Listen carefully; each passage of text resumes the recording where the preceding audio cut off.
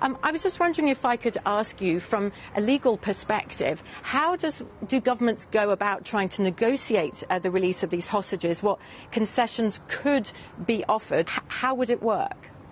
The international law aspects of this are, of course, extremely important and myths. From an international law perspective, Israel does not only have the right to a robust response, but under the Convention on the Prevention and the Punishment of Genocide, the crime of genocide, it also has an affirmative obligation, like the rest of the signatories to that convention, to make sure that never again means never again. There are also rules of war and engagement, so it's not that you can't defend yourself, it's how you defend yourself in the situation. In this case, how Israel defends itself. Until today, no food, no water, no medical supplies, aerial bombardments day and night, aimed, Israel says, at Hamas and Hamas infrastructure, but the number of casualties amongst civilians has been very, very high. Israel is issuing warnings of where it will be striking Hamas terrorist infrastructure. It's a practice used by all law-abiding countries. It is telling them to leave in order to try to save their lives. And of course, there has also been mass evacuation of Israelis. Israel is not required to fund or assist Hamas war efforts.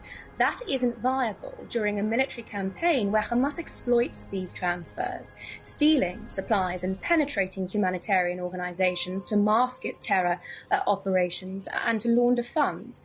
International law only requires that Israel facilitate the passage of food and medicine by third parties if such goods can be reliably delivered without diversion to Hamas. What is not allowed under international law is something that is alleged by aid agencies, for example, and they say that what the effect on Palestinian civilians stuck inside Gaza, they say, seems like collective punishment. Basic rules outlined by the Geneva and the Hague Conventions are that sieges are lawful unless they are deliberately aimed at starving the local population. The IDF has been repeatedly clear about its objectives: defeating Hamas, establishing a new reality in Gaza where Israel doesn't face a genocidal terror organization that has the will or capability to attack Israeli civilians, and rescuing the hostages.